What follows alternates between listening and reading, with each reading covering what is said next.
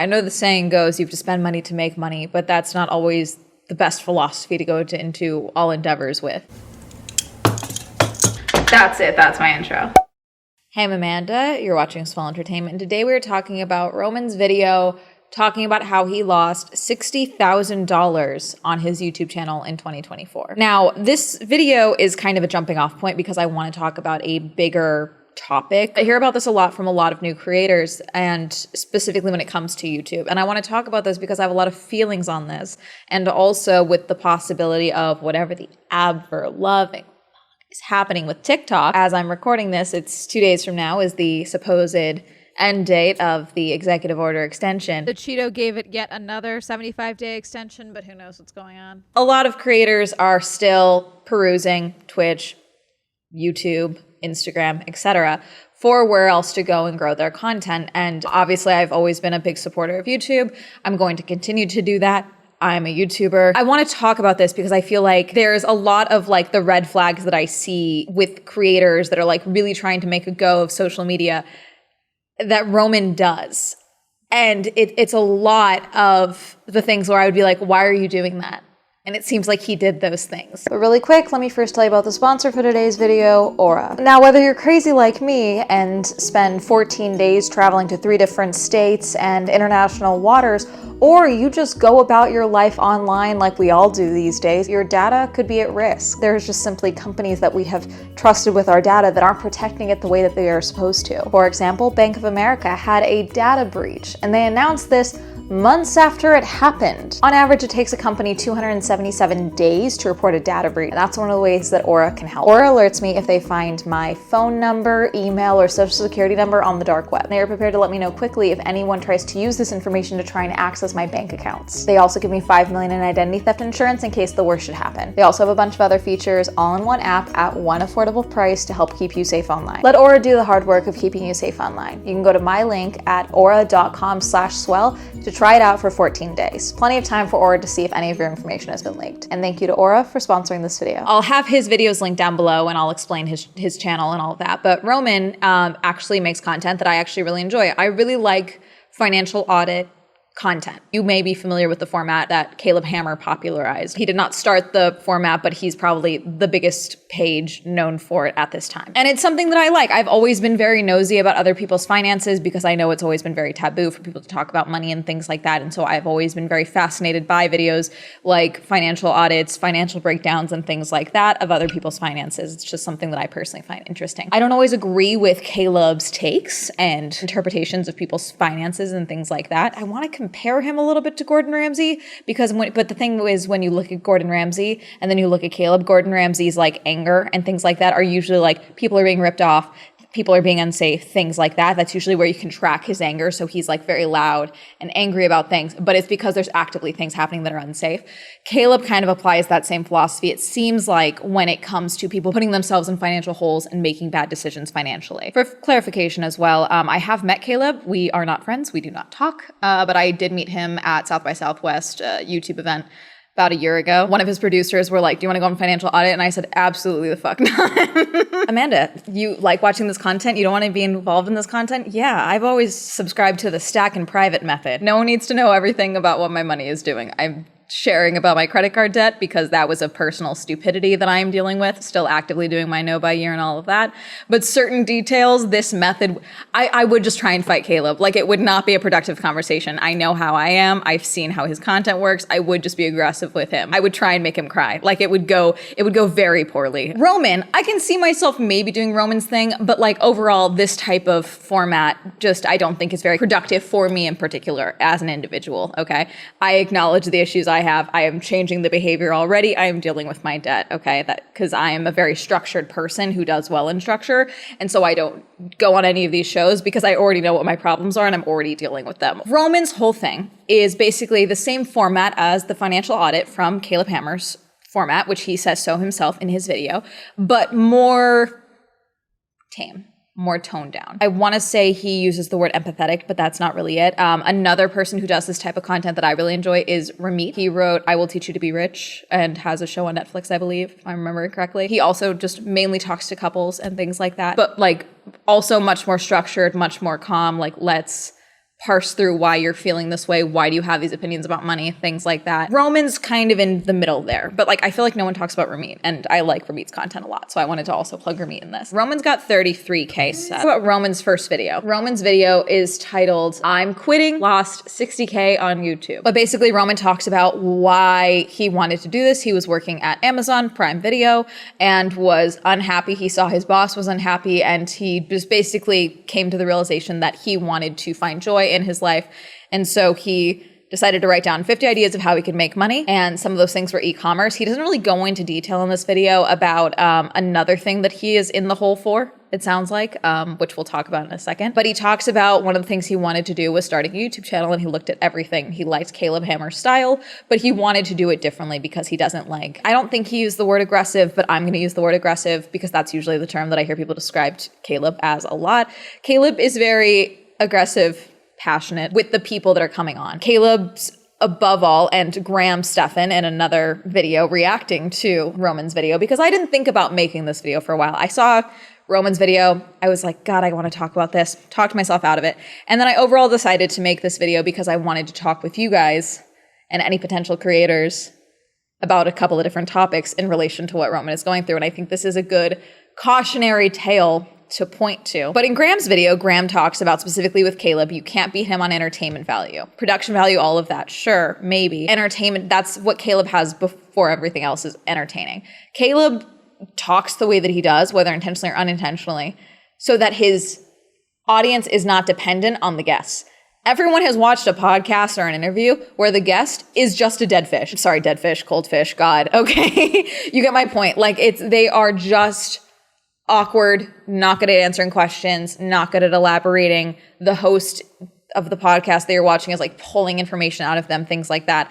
Easily, especially when talking about finances, people don't always want to be transparent and honest. So if you have someone who's willing to ask the hard questions, willing to look at the numbers and ask that stuff, but also be a little aggressive of why did you hide this from me and things like that, that's entertaining for people. You don't have to agree with that format. You don't have to be like, that is good for me, X, Y, and Z, but that's kind of where it is, where like whether the guest is good or not, whether the dead is good or not for Caleb's guests, people are tuning in mainly for Caleb. Okay, they want to hear him talk about these things, and that's kind of the main thing. And so when you're a little more calm, a little more patient with people, they may be getting really good value. And Roman says like they have, I think he said, a incredible success rate for the people that have been on the show like months later that are doing incredibly well post being on his show and helping them and things like that. That's great. That's great for them because you're giving them very valuable information, but also you are giving them money to come on your show. You're finding the best possible option, trying to get them to be super open on the show. You're trying to find the perfect guest instead of trying to be like the perfect YouTuber while being great to your guests. You know what I'm saying? And that is something that, you kind of got to look in on yourself and decide if that's the sacrifice you're going to make. But if that's the case, then you also got to look at, okay, am I cool with getting less views on this video because I'm helping this person? And that's something that you have to kind of ask yourself and make sure you're comfortable with. Another thing Roman talks about in this, he has a studio space. I believe he built it, decked it all out. He is an editor.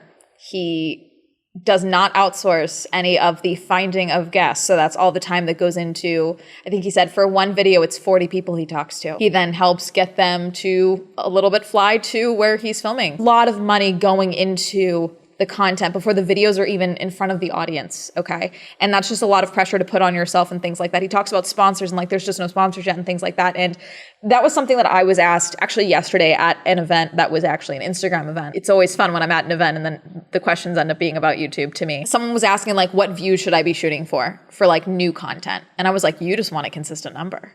It's like, okay, but what should I get to? And I'm like, what is a number that's consistent? That's literally it. Like consistent or more. Like there's no, if you, or even just potential growth. Like if you get 200 views one video, the next video gets 250, great. But then you have a video that gets 1,000 and then you go back to 250. What about that 1,000 view video did well that we can like look at and be like, okay, what did I do differently in this one that did so well? And then apply that to the other videos. Things like that. It's a small incremental growth. I don't do well with people who come to me and are like, I've been doing this for 2 months and I'm still not viral yet. What do I do? Talk to someone else. We'll answer your questions. I will help you. I will do what I can to answer your questions and make this seem less daunting as best as I can. But You gotta remember who you're talking to sometimes. In that, I celebrated 10 years on YouTube, October. I've only been full-time since August of 2020, okay? That's years of no money. Very little views. Even when I came back and started making videos again after my hiatus, when I came back in 2018, I wasn't even in the partner program that whole time. In my gap time, that's when they had introduced the new partner program, so you had to qualify for the partner program. 1,000 subs and 4,000 hours of watch time. I wasn't there. I had like 50 subs when I came back. And still, grew, content, working, do it. Why? Because I love it. I like doing this. Crazy concept, I know. Yes, at the time, when I was struggling financially and broke as shit, yes, would I have loved to have been making good YouTube money like I am now? 100%. But one, I needed to live a little bit of life. I would not be who I am now if it weren't for broke 16-year-old Amanda up to 22-year-old broke Amanda. I would not be that same person, okay? I see this now with the creators that I've seen that are, popping off when they're 16. I don't think I would have been an absolute goddamn menace. I think I'd be in jail. Like, there'd be a problem. It's a good thing that I had some time to grow and live and mature a little bit, okay? Before I tasted a little bit of virality. I also, in that time, learned to love making the content. Yeah, sure, I started YouTube at 16 because I wanted to be famous. But when that didn't happen, okay, I learned to love the process of making videos. I learned what I liked making. Yes, I like doing commentary videos. I like yapping. What about that format do I like? Do I like the research and investigation? Do I like being nosy? Do I like just this will do well? Do I like those things? And then you have a video that you think is going to do really well, which I did. 2020, I had my video go out. And it didn't do well. It underperformed at first. And I just kept with my plan. I made more videos. You can't just put all of your eggs in one basket. Did I put a lot of work into that video? Absolutely. Did I enjoy making that video? Absolutely. Was I bummed when it got 400 views when I had been averaging 800? Yeah. And then I made 2 more videos, and then that video got picked up in the algorithm, it got shared around, and it blew up, and it was my first video to hit 1 million views. You never know what's gonna hit and what's not, and you never know what the timeline is gonna be, but putting all of your eggs in one basket because you think your first video is gonna be popping off is just, 1, not likely, and 2, just not a sound use of your time and energy. Because then you're gonna be really bummed because you put all your money in this and you're like, it's not hitting. Now, putting a lot of money in a studio, you should feel comfortable, where you're making content, but everyone always focuses on the perfect nature of things like that. If the content is good, people will stick around. Could it be a little blurry? Yes. I look at some of my old content, even from 2021 with my old camera. What was I doing lighting wise? What was that background? I filmed in front of a doorknob for years. Okay. You don't need the perfect setup. This is new. Having an office is a 1.5 year thing for me. People film on their iPhones. There's a reason TikTok content does as well as it does, and it's because it's so accessible. YouTube can be that as well. You have to make that decision for yourself. And then if you're actually, I think that I want to put a little bit more effort in my content, I want to get a better camera. Great. It seems like Roman lost most of his money on editing. I waited until March of 2021 to start looking for editors. And I solely did that because I was realizing what my limitations were as a creator. Time. It was not because I didn't like editing. I loved editing. I still love editing. I still do all the final edits before the video goes out. I am doing final little last minute trims and things like that. But I couldn't spend 12 hours a day editing a video and still make the content that I wanted to make, even during lockdown. And so I started looking at editors, and William ended up being the most competent one, with love and respect to anyone else that is still watching. I got really lucky with William, and we've been working together for years now. But I was also at a time where bringing on William, I very clearly knew I can only afford to bring on one editor. Even now, with the way the economy is going, thanks, Trump, I am going to continue to only have the one editor. Yes, would it be great to have 2 to maybe help do more content, or me do X, Y, and Z, or, give William some breaks and things like that? That would be great. In order for me to maintain keeping William on, I can't bring someone else on. Same with Roman. It sounds like that was the biggest thing, but the content, I don't know how many cameras you have. This is a very easy to edit for. I don't think you need an editor, which he shares in his video that he has fired his editor, which is, I'm sorry, I never want to see someone get fired, obviously.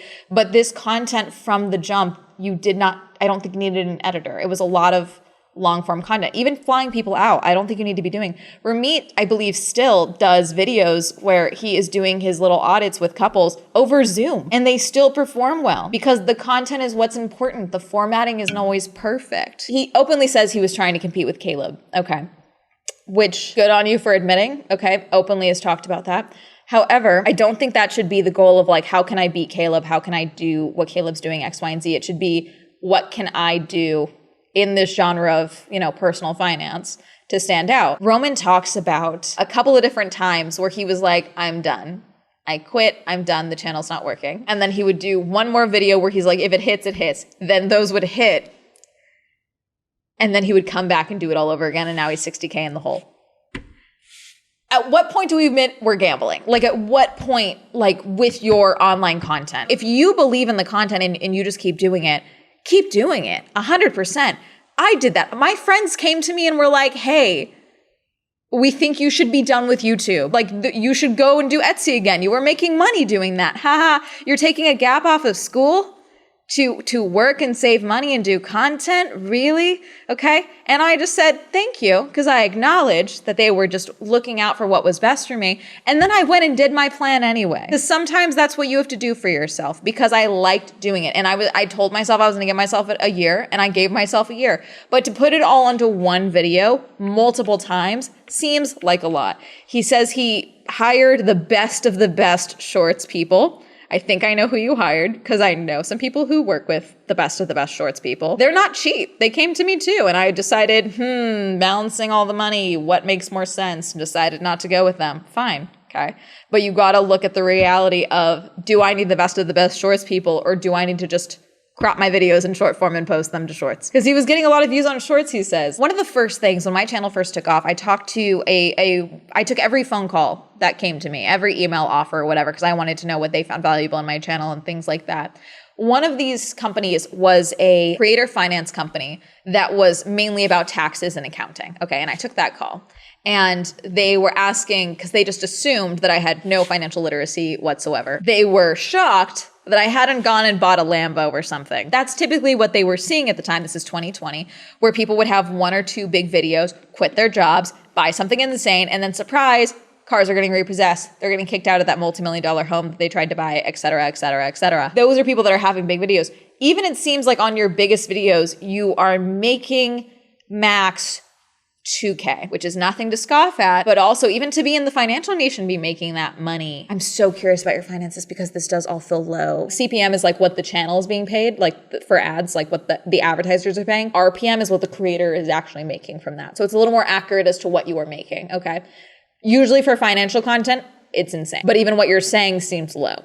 I don't know if it's a timeline, it's a schedule, or what. It could just be that you're at 33K subs. I don't know, but also the views are all over the place, which you seem to acknowledge. But even then, it sounds like you said it's probably closer to 100K or something for the last 2 years in total. That's insane. Please stop that. Like I said, I watched Graham's video when I wasn't sure what I was going to make, about this.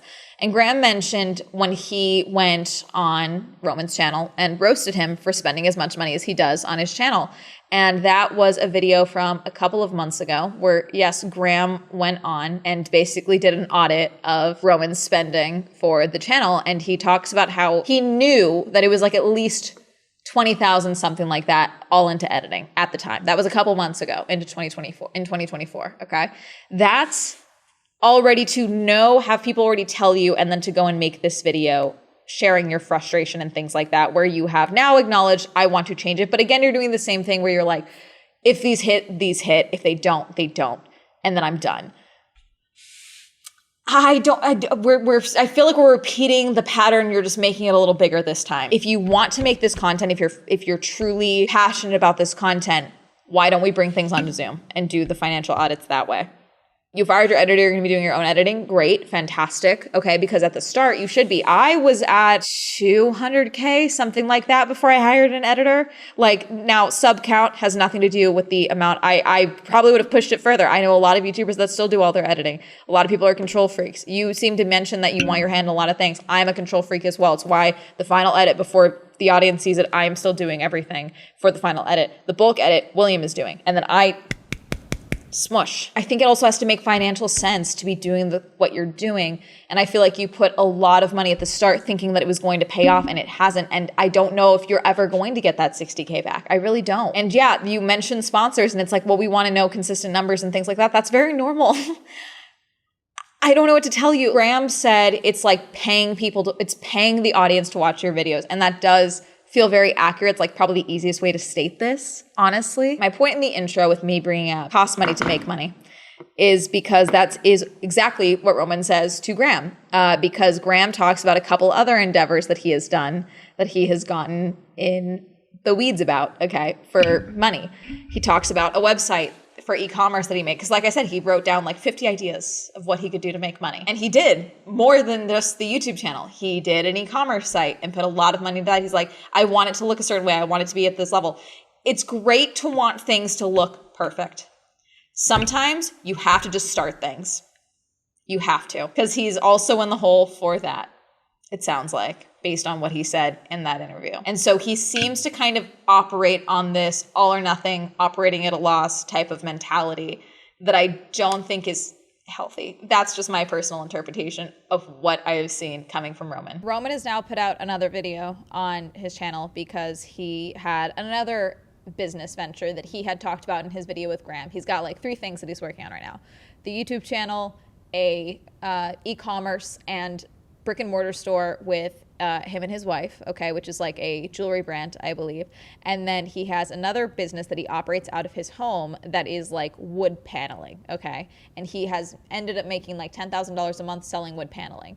He apparently tried to expand and ordered a bunch of stuff from China, and it has apparently not cleared customs yet, and it's looking like the tariffs are going to affect that, okay?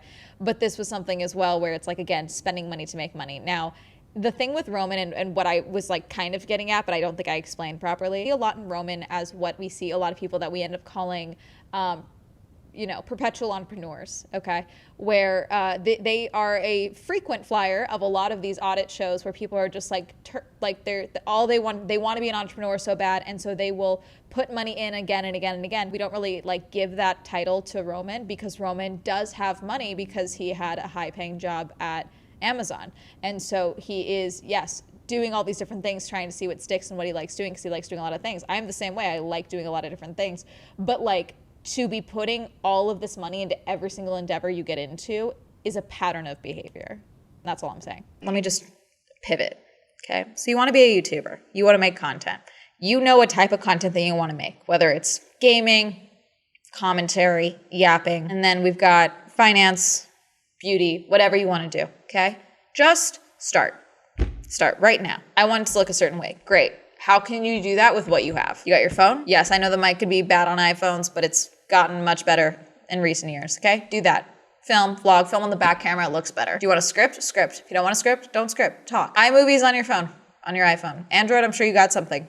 CapCut, it's mostly free. Free plugins, Canva. I saw someone who was editing on Canva the other day. That did do me psychic damage, but you can apparently edit movies on Canva. I don't know how I feel about that, but I do still use iMovie in the year of our Lord 2025. Who am I to judge, okay? You don't need the best editing software or anything like that. Just be able to start a video, okay? Post one. Do you like it?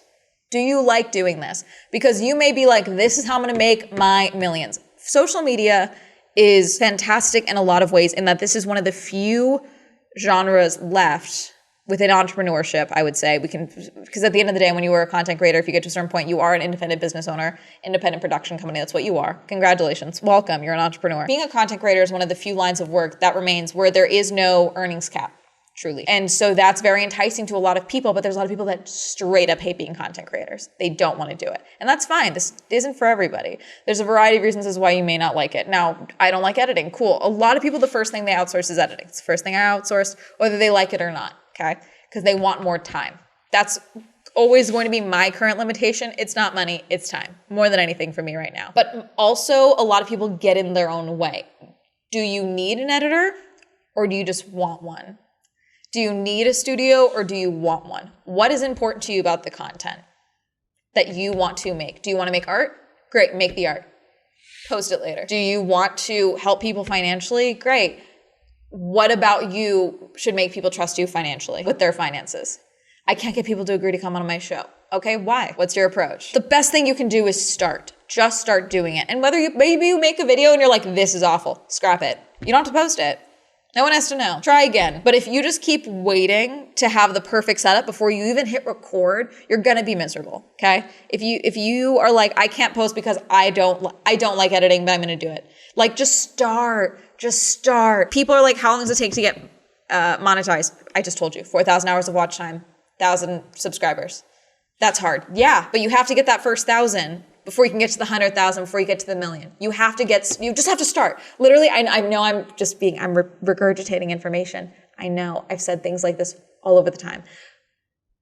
But I saw Roman's video and I was like, okay, let's address this. Because again, also, like, unemployment's bad, cost of living is bad. There's gonna be a lot of people that are gonna be like, this is my way to make money right now, which is great. Having something to work on and distract yourself and try while you were trying to do other jobs and things like that is great.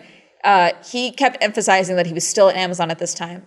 I get it. I was a student. I was working as a barista. If it weren't for lockdown, I would have stayed at my job probably for another 2 years. If it weren't for lockdown and how mean people got to service workers in Orange County during lockdown.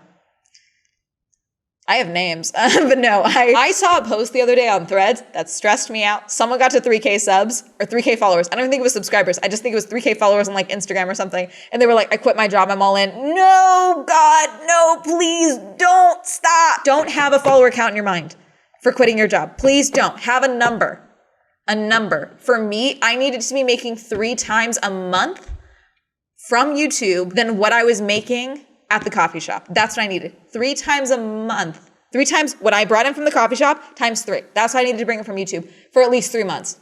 During lockdown, when our hours were cut and things were weird, that was not difficult. I did that very quickly. And even then, at the time, AdSense was down. I was still making less than what I probably should have been making for the views that I was getting. But I think you have to have a number in your head of what you can consistently make at the very least to start working towards that before you even consider quitting your job. If you have a job right now, especially anyone who is unemployed right now, who has been looking for jobs in the last 2 years, you know how bad things are. I have a few friends, okay, who have just been, most of whom have found little jobs here and there, but it's not what they want to be doing. They're just trying to get work. Things are rough. So please don't just quit your job for the sake of content right now. At Vid Summit, like 3 years ago now, I feel like, I had multiple parents whose like children, mostly their sons, went to Vid Summit and like they brought their kids to Vid Summit because their sons wanted to go, okay? And I had a few people ask me, like, yeah, my son really wants to drop out. I don't know if I should let him drop out of high school. Not do high school. To do content. No, don't do that. The way I always said, it's like, listen, credits expire, degrees don't. And then Columbia decided to just make that false as well. So there's that. But at the very least, please let your kids finish high school. The advice I gave to those parents was like, encourage your kids to live life. There's a variety of things that went into me being able to talk like I do while being as online as I am, make the content that I do and all of that. But like so much of that comes from just living life, being a Girl Scout for 12 years, having a parent I don't speak to, my parents being divorced. Like, obviously I'm not telling the parents, hey, get divorced so your kid has content and trauma that makes them better at talking.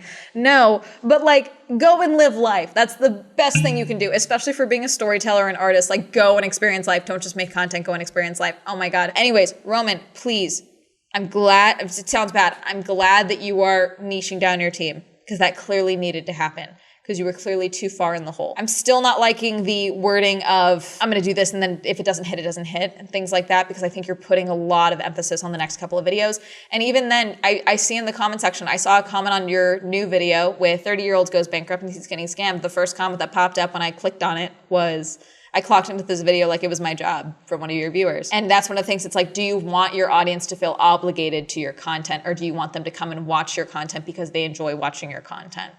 And that's kind of the question that you got to ask yourself and ask what you are comfortable with your content. If you like doing this, keep doing this. If you are passionate about doing this, keep doing this. But don't just keep doing this because you are trying to wait for the content to hit so that it eats that 60K up. I don't know what to tell you, but that 60K should not exist. You should not be 60K in the hole. He did share he's not going bankrupt. He is fine financially. Again, he worked at Amazon. He was making very good money based on what he has said. I'm glad you are realizing this is a problem, but you clearly realized this is a problem when you talked to Graham 4 months ago. So I don't know. If anything, I'm talking to you, the viewer. Hi, please, if you are considering content, don't just keep buying things. I openly have talked about when I was doing YouTube before, I called it my expensive hobby. But even then, the expensive hobby was things that I could afford. Was I saving my money and pulling money out of my savings to be able to go to the raid on Area 51 while I was a barista and a student? Yes. But that was something that I planned for, and I did that. And I made far less videos than I do now. The content I make now, I could not be making on a barista salary. That's very clear. The yapping content, absolutely. This is free, baby.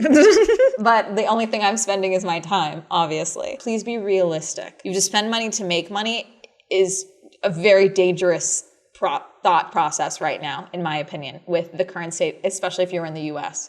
The current state of the US economy right now, the current job market, the cost of living. Spend money to make money is a very dangerous belief to have currently. And that's really going to be it. Do you watch Roman? Do you like financial audit content? Do you not like financial audit content? Had you seen Roman's video before I made this video? Let me know. Comment down below. Reminder, I stream on Twitch. Reminder that Swell Entertainment is now available on Spotify. Reminder, use code SWELL for 10% off on gamer subs. Shout out to my channel members who've also joined me on channel memberships. You can go ahead and click join down below. If you'd like to follow me on social media, that'll be all up here. And that's going to be a hell of a day. Goodbye.